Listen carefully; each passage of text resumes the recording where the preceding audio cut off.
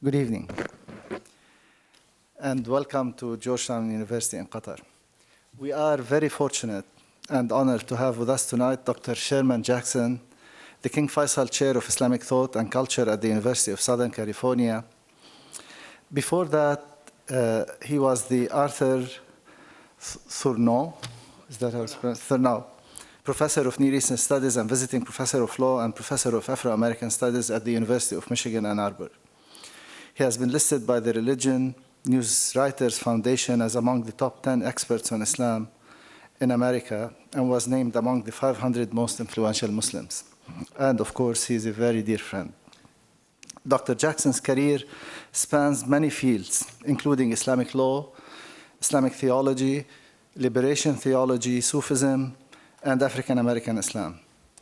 His publications from these various interests include Islamic Law and the State, the Constitutional Jurisprudence of Shihab al-Din al-Qarafi, On the Boundaries of Theological Tolerance in Islam, Abu Hamid al-Ghazali's Faisal al-Tafriqa, Islam and the Black American, Looking Towards the Third Resurrection, Islam and the Problem of Black Suffering, and most recently, Sufism for Non-Sufis, Ibn Ata'Allah al-Iskandarani's Taj al-Arus. Tonight, he joins us to discuss his new project on the Islamic Secular, which seeks to deconstruct the antagonistic relationship between religion and secularism, to offer new modes of thinking that account for the shifting socio-political trends in both Muslim majority and non-majority societies. Dr. Jackson will speak, and after he speaks, Dr. Suhaira Siddiqui, our own, will moderate the following discussion. Please join me in welcoming Dr. Jackson.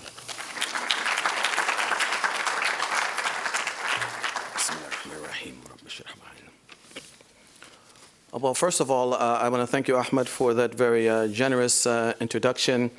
It brings back very fond memories for us to be in the same space again.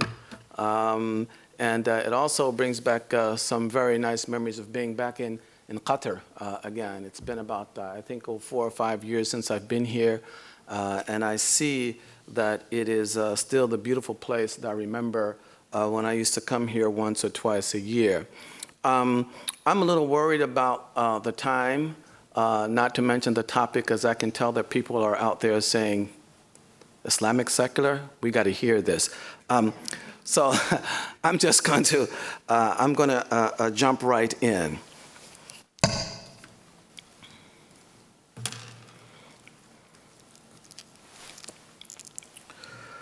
It was roughly a year ago that my article, The Islamic Secular, appeared. The basic point of this piece was to challenge the notion that Islam recognizes an absolute contradiction between the secular and the religious, and that these two categories can only relate to each other antagonistically in Islam. On this understanding, an act, idea, or legal rule might be secular, or it might be religious, but it can never be secular and religious. To this end, the noted Orientalist Joseph Schacht refers to secular Islamic legislation as a contradiction in adjecto. And Noel Coulson contrasts fiqh, or Islamic law, with siyasa shari'iyya, and basically dismisses the latter as secular, and thus not properly Islamic. Of course, such views are not the exclusive preserve of Western scholars. In his influential book, Islam and Secularism, Sayyid Muhammad Naqib al-Attas insists that, and I quote, Islam totally rejects any application to itself of the concepts secular, secularization, or secularism, as they do not belong and are alien to it in every aspect. End of quote. In a similar vein, the late Mustafa Azami seems to want to leave no room for the secular when he writes of Islam that, and I quote again, there was no aspect of behavior that was not intended to be covered by the revealed law, end of quote. For some time now, such approaches to the relationship between Islam and the secular have ceased to sit well with me. To begin with, both the propensity for universalizing the Western perspective and the attempt to respond to this tends to privilege the Western frame of reference, and in turn impose upon Muslims a false choice between the secular and the religious. More concretely, this understanding imputes to Islam a totalitarian vision that recognizes no mode of human existence other than a strictly devotional one, and no other avenues, forms, or bases of knowledge or value other than those implicated or directly provided by Scripture. Ultimately, this is bound to promote either civilizational failure or civilizational schizophrenia. Failure by denying Muslims access to critical non-revelatory knowledge and pursuits, and schizophrenia through the fact that while Muslims may recognize the need for non-revelatory knowledge and pursuits, they can never fully acknowledge any of this as legitimate, let alone Islamic. For again, according to the above understanding, Islamic equals revelatory. Second, against the backdrop of the cultural and intellectual hegemony of the West and its inscrutable power to inspire imitation, pitting the secular against the religious in this matter is likely to reinforce the tendency to empower the secular against the religious in order to police or domesticate it, or even to determine how much legitimacy we should lend it. Finally, this understanding of the relationship between the secular and the religious in Islam is not consistent with what has come to be my reading of the Islamic legal and jurisprudential tradition, that is, fiqh and usul fiqh. For while this tradition was obviously committed to defining human acts in moral terms, that is, as halal or haram, it was no less explicit in recognizing the practical or prudential value of human actions, the determination of which often defied or transcended the evaluative categories of Sharia. Moreover, Sharia itself was widely recognized as being limited rather than unbounded in scope. And this too signaled the recognition of other modes of evaluating human actions, according to a calculus that neither relied upon nor offended Sharia. All of these insights, again derived primarily from my reading of Islamic law, are fundamental to my alternative notion of the Islamic secular. So far, the response to my article, The Islamic Secular, has been mixed. Some have read it, quite mistakenly, as confirming the primacy of the secular over the religious and as essentially calling upon the secular to play the same role in Islam that it played in modern Western Christianity, where it paved the way to what Charles Taylor calls a secular age.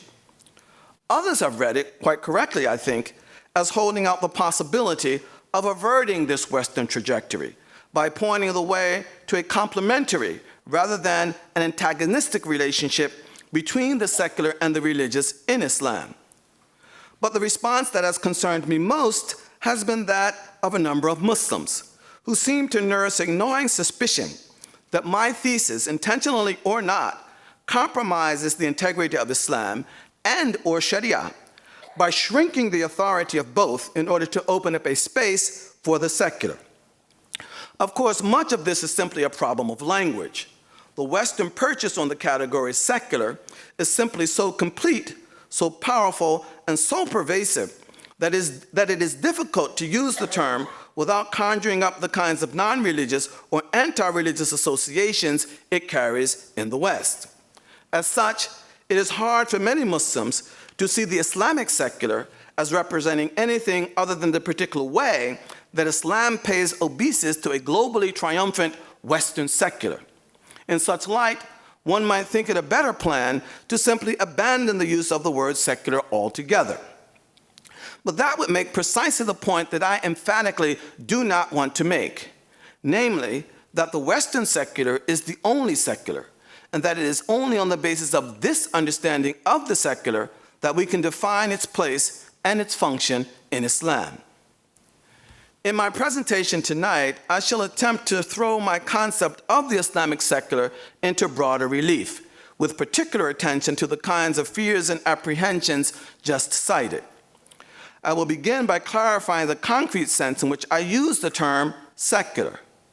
From here, I will move to my archaeology of the Islamic legal tradition, in order to vindicate my claim that there was widespread recognition of the bounded nature of Sharia, even among the ulama, or doctors of Islamic law. I will then move to an explanation of my use of the term Islamic. Together, all of this will set the stage for an abbreviated restatement of my concept of the Islamic secular. This will be followed by a closer look at some of the broader legal, political, and theological implications of my thesis, including some of the problems that remain outstanding. In the end, it is my hope that whatever ambiguities or unresolved questions remain, these will be offset by the quality and magnitude of light that I shed on the topic overall. I begin with the concept of the secular. As is known, secular is a construct that carries several meanings, from the simple reference to the this worldly as opposed to the otherworldly, to the most extreme forms of laicite, and the radical separation between religion and the state. This semantic ambiguity is further enriched by such derivatives as secularism and secularization. Secularism, for our purposes, might be defined as the ideological commitment to promoting a this-worldly approach to human affairs, to the exclusion of any otherworldly considerations, especially when it comes to the public domain. This commitment underwrites the principle of separation between religion and state. Secularization, on the other hand, is the process, is the actual process by which this prioritization of the this-worldly over the otherworldly takes place. Now, my use of the term secular has nothing to do with any ideological commitment to an exclusively this-worldly approach, nor does it seek to promote the principle of separation between church and state, nor does it applaud the process by which any of this is normalized. Indeed, the Islamic secular has nothing to do with any attempt to associate secularism or secularization with Islam. Rather, it is simply the result of my recognition that God's concrete address in the form of Sharia is not the exclusive basis for deliberating the value of human acts in Islam, even where Sharia itself speaks to such acts directly. Now, what does this recognition have to do with the concept of the secular? Several scholars, including Essed, Casanova, Taylor, Nandi, and others, have suggested that the whole point of the category secular, as it emerged in 17th and 18th century Europe, and then crystallized more concretely in the 19th century, was to recognize realms of endeavor over which the church exercised no authority and no longer supervised any process of integrating into a coherent Christian whole. In the earlier centuries, secular was still a porous construct that could accommodate religion. But by the 19th century, it would become more explicitly cordoned off from religion by a continuous process of what Max Weber refers to as differentiation.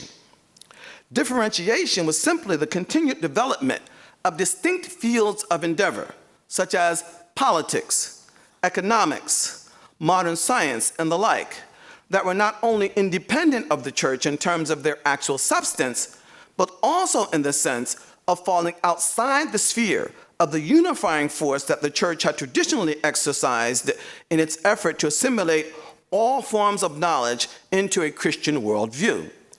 By the 20th century, this process would reach the point where Western society ratified not only the separation between religious and secular knowledge, but also the superiority of the secular over the religious. Indeed, instead of religion being integrated into this new amalgam as a sort of co-equal partner, it was increasingly marginalized to the point that a basic sense of separation, antagonism, alienation, and even fear with regard to religion set in. This had ultimately normalized the commitment first articulated by the Dutch jurist Hugo Grotius back in the 17th century to proceed as if God did not exist. This is the basic meaning and feel of the secular in the dominant cultures of the West today. Now, my investment in the construct of the secular is strictly as a mode of differentiation. By this, I mean nothing more than the fact that there are fields of endeavor whose substance, sources, and methods are independent of God's concrete Sharia address. I do not mean that these fields or endeavors are or should be outside the sphere of any centripetal or unifying force that Islam might exercise as the nucleus of a God-centered civilization.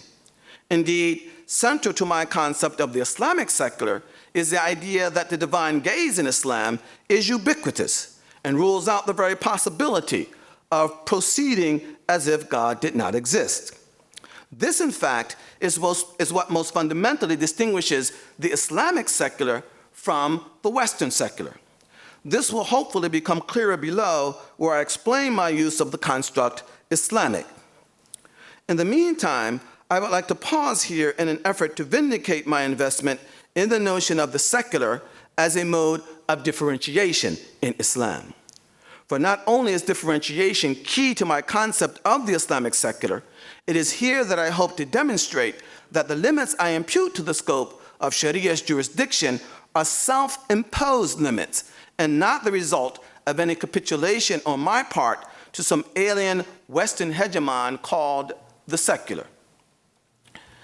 The propriety of applying the concept of differentiation to Islam is perhaps most plainly obviated against the backdrop of the common claim and assumption that Sharia knows no jurisdictional boundaries and encompasses the entirety of human life. Schacht famously described Islamic law as, and I quote, an all-embracing body of religious duties, the totality of God's commands that regulate the life of every Muslim in all its aspects, end of quote. In a similar vein, Al-Halaq depicts Sharia as, and I quote, a representation of God's sovereign will that regulates the entire range of the human order, end of quote. Again, as we saw in Al-Attas and Azami above, this view is not unique to Western scholars. And it would seem, given the caliber and sheer number of scholars who embrace this view, that there must be some basic truth about Islam that this understanding succeeds in capturing. That truth, I wish to argue, is that Islam is an all-embracing construct that covers the entire range of human activity. But Islam, and here is where I differ with these scholars, is not coterminous with Sharia. Rather, Sharia, again, even as recognized by classical Muslim jurists themselves, is a bounded rather than an unbounded discourse. The idea that Muslims imputed jurisdictional limits to Sharia goes back to my days as a graduate student and my work, back in the last century, and my work on the great Egyptian Maliki jurist Shihab ad-Din al-Qarafi.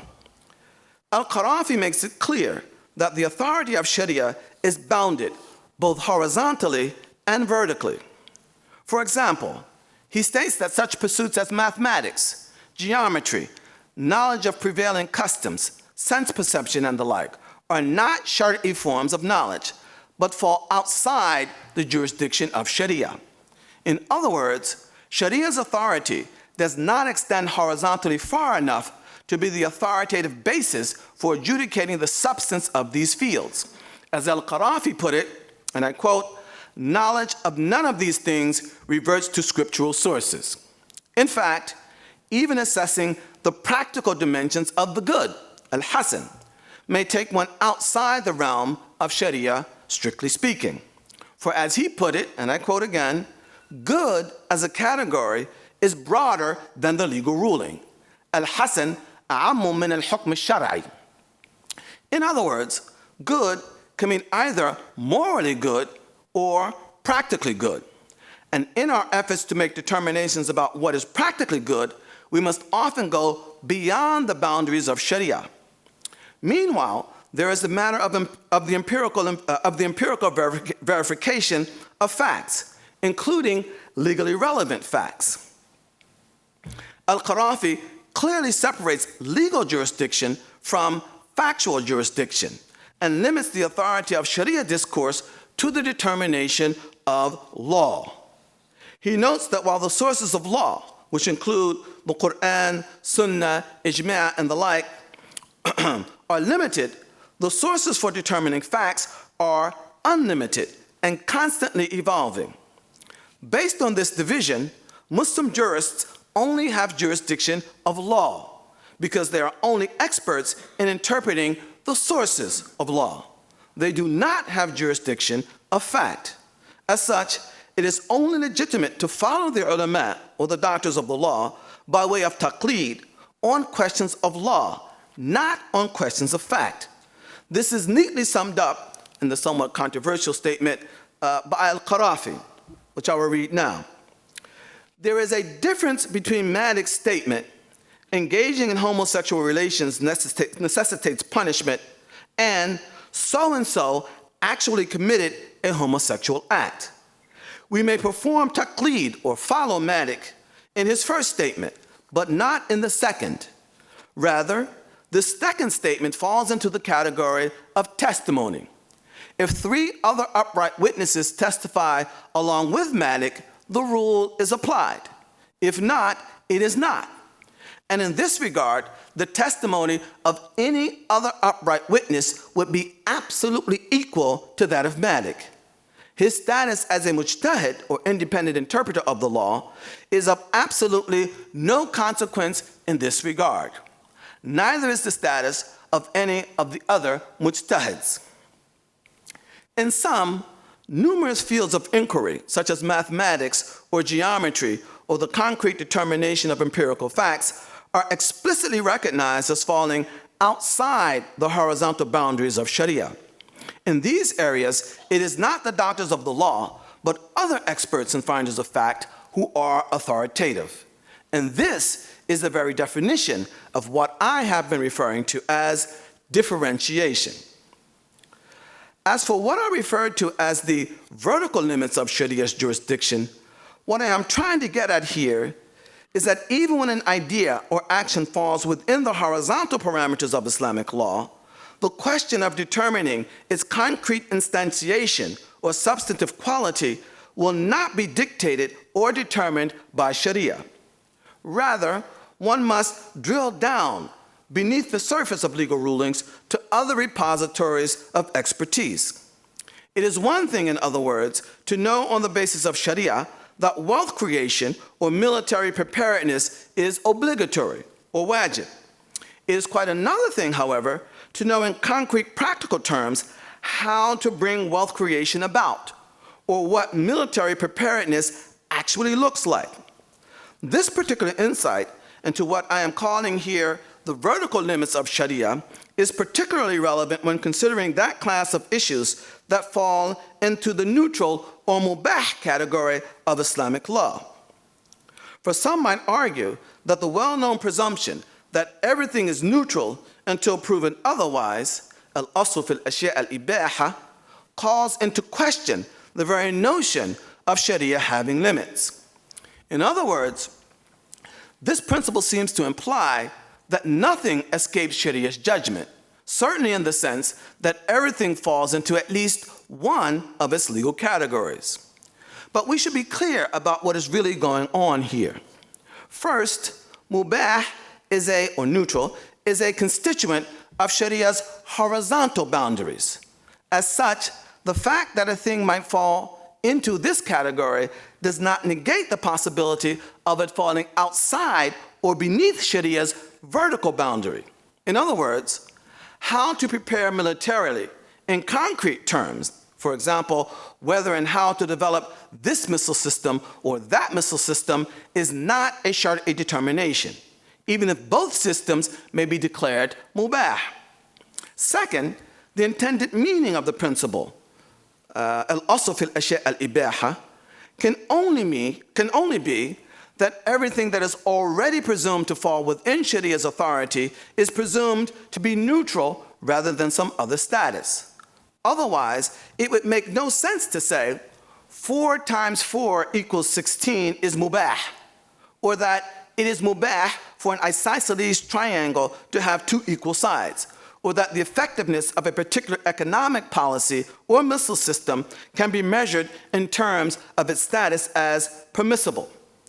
4 times 4 equals 16 is a mathematical judgment, not a Shari'i one. And it is mathematically correct, not legally permissible, any more or less permissible than it would be to say that 4 times 4 equals 15. In other words, even if mathematics as a subject falls within the horizontal boundaries of Sharia, the actual substance of mathematics falls outside the vertical boundary and perhaps outside the horizontal boundaries of Sharia as well.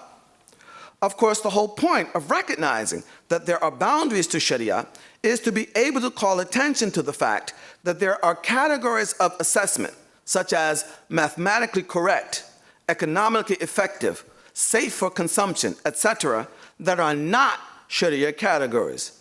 And this, once again, is precisely the meaning of what I have been referring to as differentiation.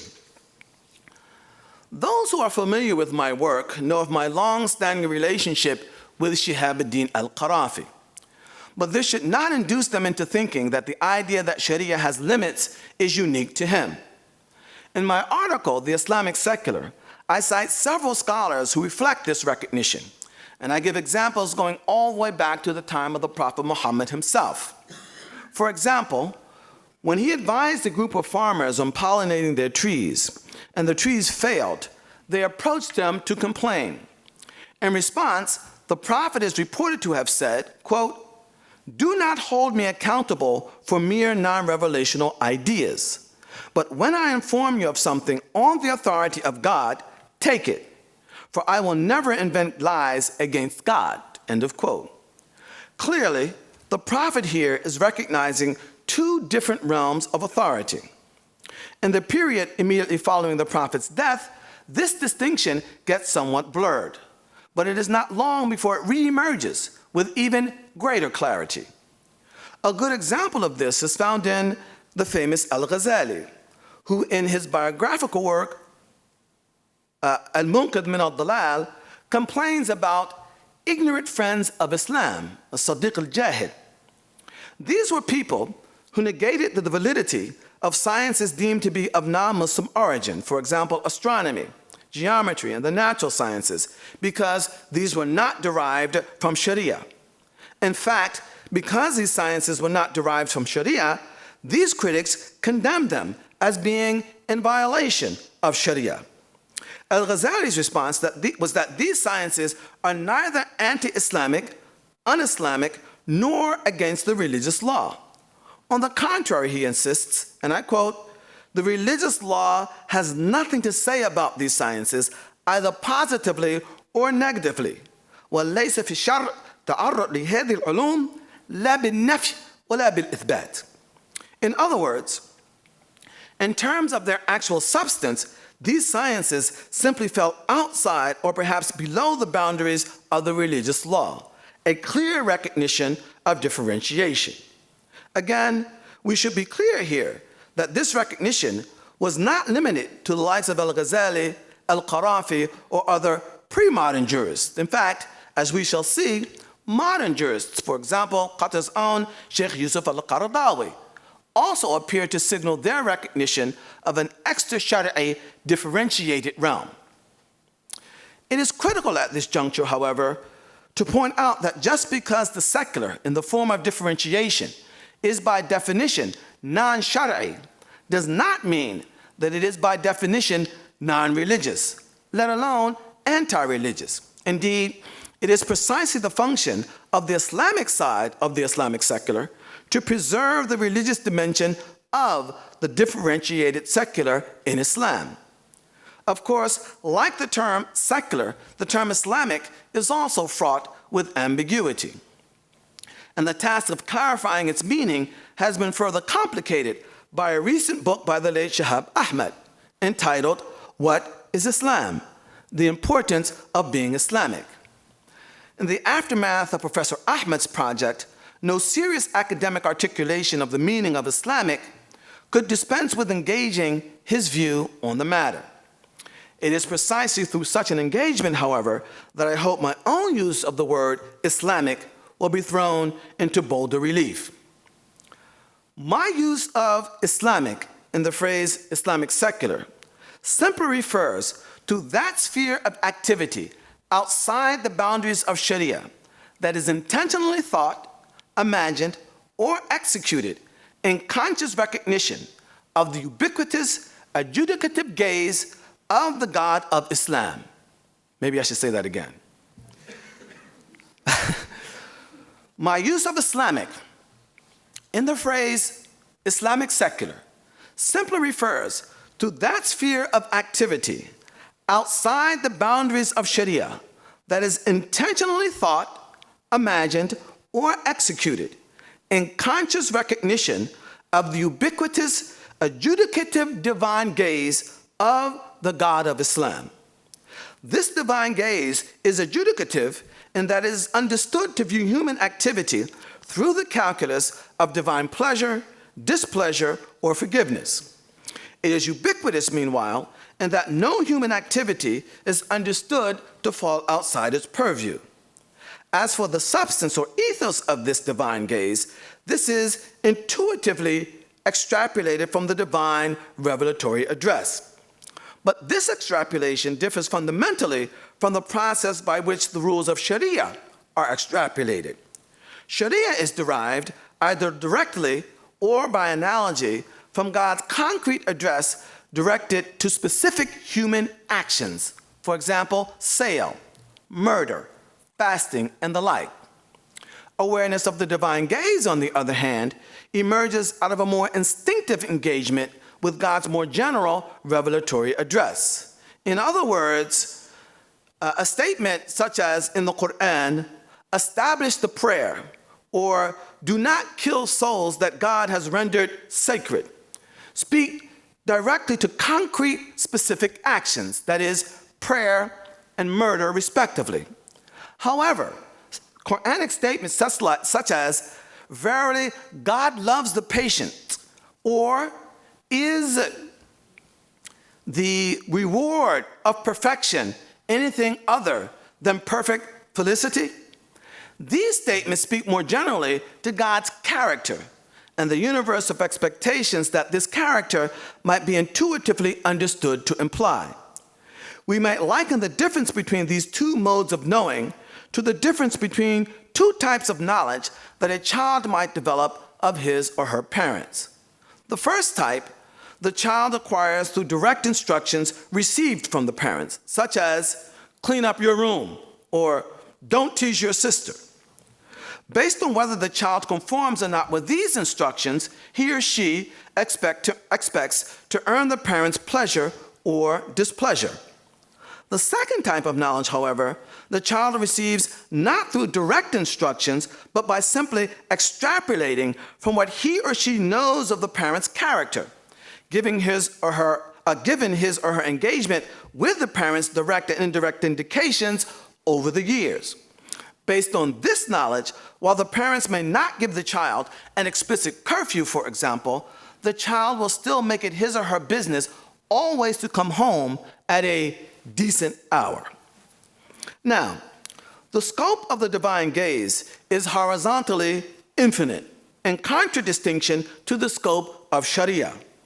On this difference, an act or idea can be secular in the sense of being differentiated from Sharia, while also remaining religious in the sense of falling firmly within the parameters of the divine gaze.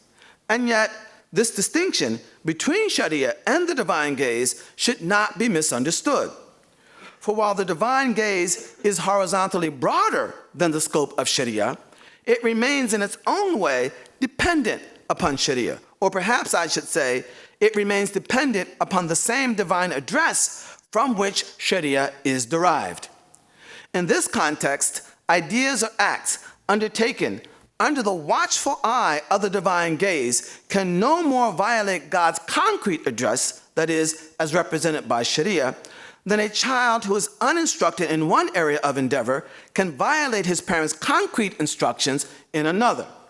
For example, the child cannot post embarrassing pictures of his or her sister online based on his or her good faith assumption that his or her parents would approve of posting pictures in general. For posting pictures that are embarrassing would violate the parent's direct command, do not tease your sister. It is here that a fundamental difference between myself and Professor Ahmad emerges. His is a highly sophisticated and intricate thesis, and I could hardly hope to do it justice in the time allotted here. But I think I am on solid ground in saying that what I have been referring to as the divine gaze basically corresponds to what Professor Ahmed refers to as the pretext and context of revelation, revelation itself being the text.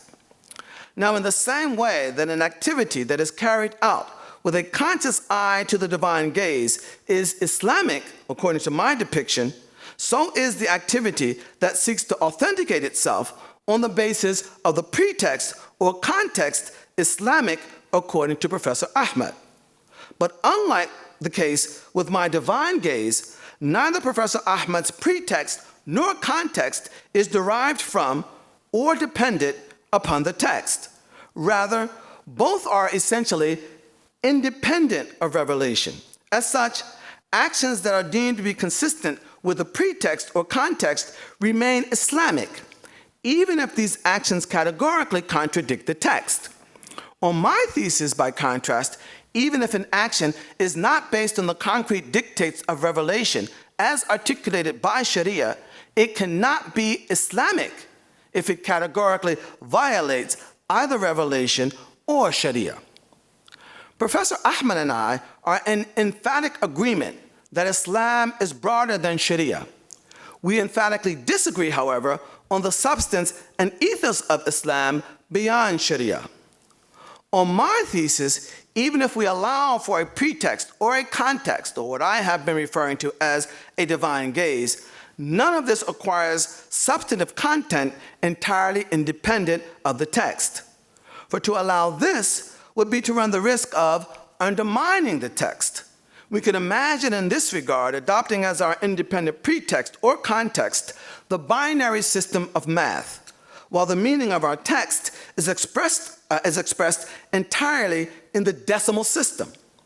This would obliterate the authority and meaning of the entire range of numbers in our text from 2 through 9, since the binary system only recognizes the numbers 0 and 1. In sum, to use the language of the late Peter Berger, any pretext, context, or divine gaze that is invoked as the sacred canopy of Islam must serve and not degrade the plausibility structure through which the meaning, relevance, efficacy, and integrity of Islam's sacred text is sustained. This is the most fundamental difference between the way Professor Ahmed deploys the term Islamic and the way that I deploy it. Having defined my use of both secular and Islamic, we may now move to an abbreviated restatement of the concept of the Islamic secular. The Islamic secular converges with the Western secular in their mutual indebtedness to the principle of differentiation. The Islamic secular diverges from the Western secular, however, in at least 3 important ways. First, whereas the Western secular is contrasted with the category religious, the Islamic secular is contrasted with the category Sharia. In other words, while an act cannot be secular and religious according to the Western secular, it can be secular and religious, indeed Islamic, according to the Islamic secular, inasmuch as it remains within the purview of the divine gaze. An act simply cannot be simultaneously secular and Sharia, according to the Islamic secular. Second, inasmuch as Sharia's boundaries are self-imposed, the Islamic secular emerges more or less as a benign religious complement to Sharia, not a hostile, predatory, non-religious, or anti-religious rival. Thus, unlike the Western secular, the Islamic secular does not play the role of policing or domesticating either Sharia or Islam. For the boundaries of Sharia remain absolutely as broad as the legal tradition itself deems them to be. It is simply the point beyond which the legal tradition lays down the boundaries of Sharia that we enter into the realm of the Islamic secular. Finally, whereas the Western secular reaches its ideal in the notion of proceeding as if God did not exist, this notion is entirely and emphatically alien to the Islamic secular. Let me move in the time I have remaining to some of the more salient implications of this thesis. As I see it, there are three basic responses to the concept of the secular among contemporary Muslims. One, to reject the secular as un-Islamic and leave all the issues that would fall into this realm to chance and non-regulation. We see this in the general poverty of Muslim economic or political thought, or the weakness of contemporary Muslim cultural production. Two, reject the secular, again, as un-Islamic, but this time by packing all its constituents into the Sharia realm and trying to address all of these things through the rules and machinery of Sharia. We see this in some of the exaggerated powers attributed to ijtihad, whereas in reality, what is often needed is laws, policies, or innovations that lay outside the boundaries of Sharia. Three, embrace the secular, only now in its modern Western guise as the enemy, controller, and privatizer of religion. We see this increasingly as a response to Sharia's perceived inability to speak effectively to legitimate human interests in the modern world. As for completely rejecting the secular in the first sense, the inadequacy of such an approach becomes clear upon considering such basic issues as speed limits, what a doctor should have to know to obtain a medical license, or what a national health care plan should actually look like. Clearly, these issues cannot be ignored or left to chance. Yet, they can also not be resolved on the basis of any concrete Sharia sources, either directly or by analogy. Of course, one might argue that Islamic law does address such issues in a general way, through such precepts as protection of life, hifz al-nafs, or protection of property, hifz al-mal, and the like. But the question here is not whether speed limits, medical licenses, or health care can be brought under such precepts in a general way. The question is whether this particular speed limit, these particular professional requirements, or this particular health plan can be concretely determined on the basis of Sharia. My argument is that rather than Scripture or the instruments of Sharia, the actual substance of such policies must recline upon non-Sharia forms of knowledge, such as empirical observation, practical experience, public administration, medicine, actuarial sciences, and the like. All of these policies, in other words, would fall under the Islamic secular, and they could be rendered Islamic not by virtue of their substance issuing from Sharia or its scriptural sources, but by virtue of their being pursued with a conscious eye to the adjudicative gaze of the God of Islam, again, with the proviso that they don't violate any of God's concrete commands or prohibitions. This is extremely important for at least two reasons. First, it points to the potential vastness of the realm of the Islamic secular. For the same approach that we take to speed limits and medical licenses, we would take to such things as FAA regulations, monetary policy, building codes, education policy, zoning laws, tenure procedures, passport regulations, and a virtually endless list in the public domain. Second, while the Islamic secular requires that one be consciously aware of the divine gaze, the actual logic or methodology that one employs is not necessarily derived from nor dictated by Sharia or Islamic scripture. In fact, the logic and methodology employed in these areas might be generically indistinguishable from that employed by non-Muslim experts or finders of fact, again, with the proviso that the conclusions reached do not violate the divine address. This has potentially far-reaching political implications for the relationship between Muslims and non-Muslims seeking to negotiate various dimensions of the public domain, whether in a Muslim majority or minority context. For in theory, at least, many of these issues can be negotiated on a level playing field between Muslims and non-Muslims, while neither relying upon nor offending Sharia. As for the tendency to reject the secular by collapsing it into the Sharia realm, there are several areas where the negative effects of this come to the fore. In the interest of time, however, I would like to focus on one, cultural production. This will also allow me to underscore another advantage of recognizing the Islamic secular, namely that it enables Muslims to locate religious, indeed Islamic value in many activities that might otherwise be dismissed or neglected as secular in the non-religious or anti-religious sense. This ability to find value in mundane activity is an important step towards unleashing the vast cultural and other forms of talent and genius that exists in the Muslim community. And through the deployment of these talents, Muslims can move from being mere consumers or appropriators of culture, especially from the West, to being actual producers and shapers of culture on the global scale, again, as a consciously Islamic activity. This is clearly what Sheikh Yusuf al-Qaradawi seems to have in mind when he writes in his book, ثقافتنا بين الانفتاح والانغلاق, our culture between open-mindedness and closed-mindedness, the following, quote, what we mean by Islamic culture is not simply religious culture, as some people think. Rather, that which is Islamic is much broader than that which is religious, based on the fact that Islam is both religious and secular, deen wa dunya. Of course, by religious or dini here, Sheikh Yusuf is referring to what I have been calling Sharia, and his basic point is that cultural production goes beyond the strictly Sharia realm.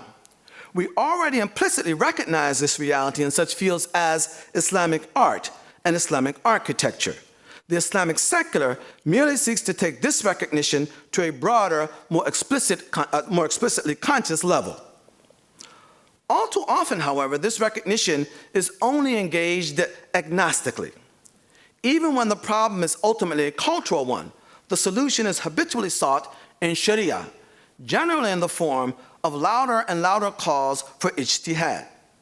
Of course, ijtihad is the appropriate remedy for editing out cultural and other prejudices and presuppositions that pre-modern jurists may have handed down through the tradition of Islamic law.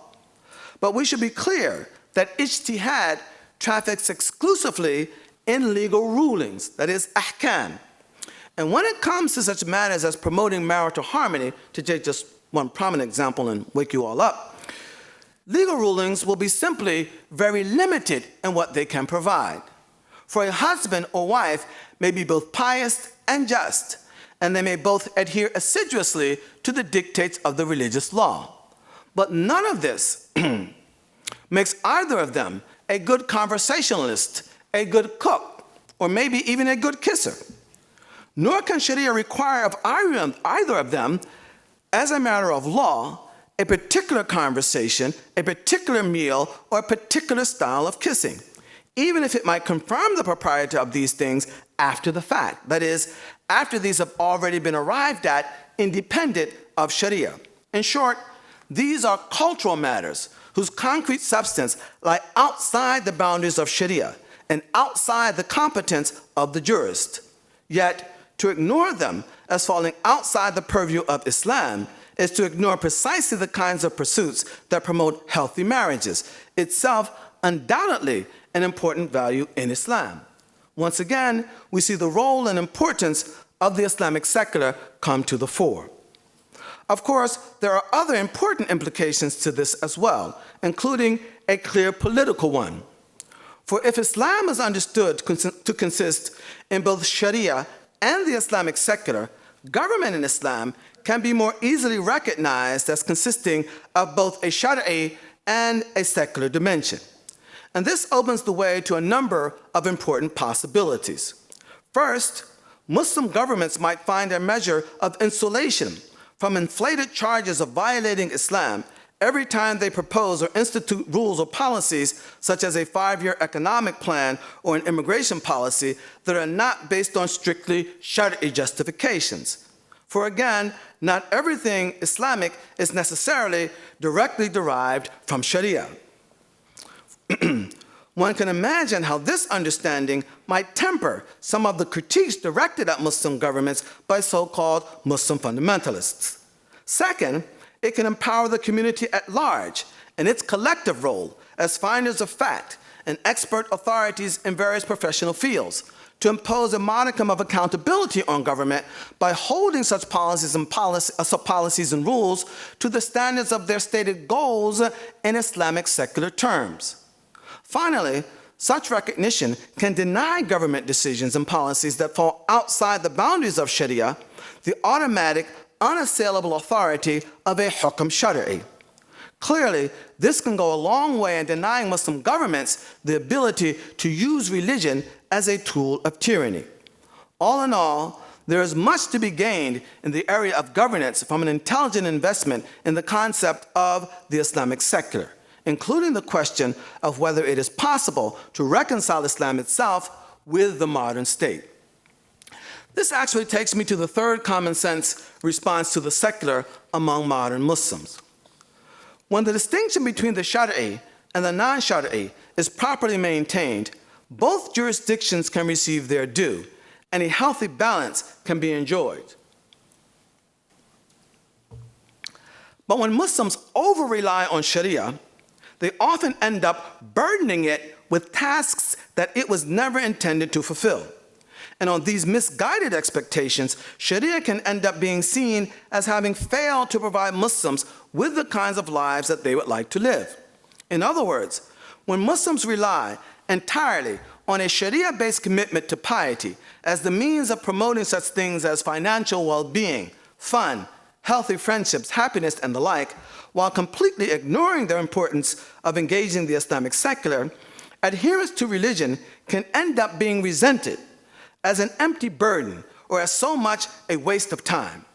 For this matter of engaging Islam will routinely fail to produce the desired results.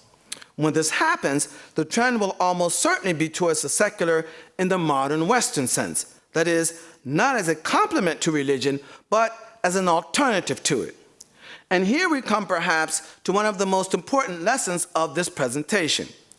Not only does Islam consist of more than just Sharia, the failure to recognize and engage this fact in the form of the Islamic secular may be among the major causes of the rise in popularity of the Western secular among modern Muslims. In sum, far from being a threat to Islam, the Islamic secular may be among its most important preservatives. I suspect at this point that I have probably taxed your patience beyond anything that any mortal should be expected to endure. So let me just end with a couple of reflections on some of the theological concerns that attach to the concept of the Islamic secular. My first reflection has to do with the matter of authority. By what authority do conclusions reached in the area of the Islamic secular acquire any ability to bind us to any action or non-action? After all, one of the clear advantages of Shariatizing everything is precisely that the hukm shar'i has a clear and uncontested authority to bind.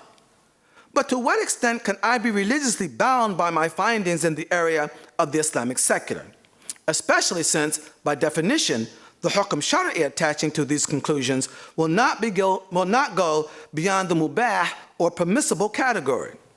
Of course, Islamic law has traditionally recognized a degree of discretionary authority by which the imam or Muslim state can bind Muslims, as we see in the classical doctrine of siyasa shar'iyya, or in the Ottoman institution of qanun.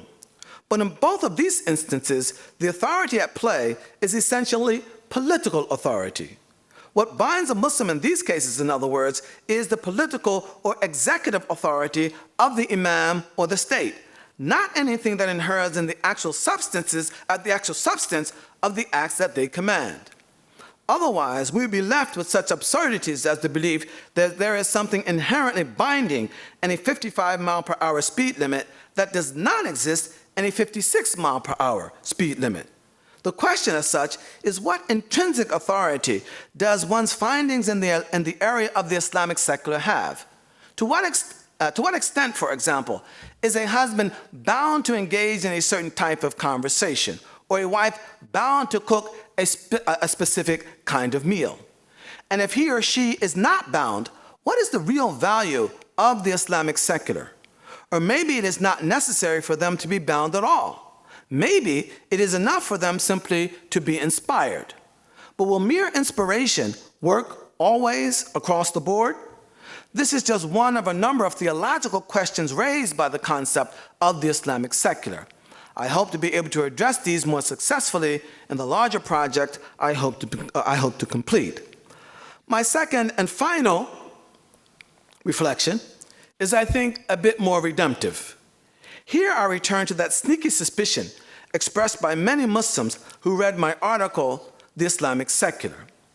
In a word, their fear was essentially that the concept of the Islamic secular, no matter how well-intentioned, will ultimately put Muslims on a slippery slope towards secularization in the modern Western sense.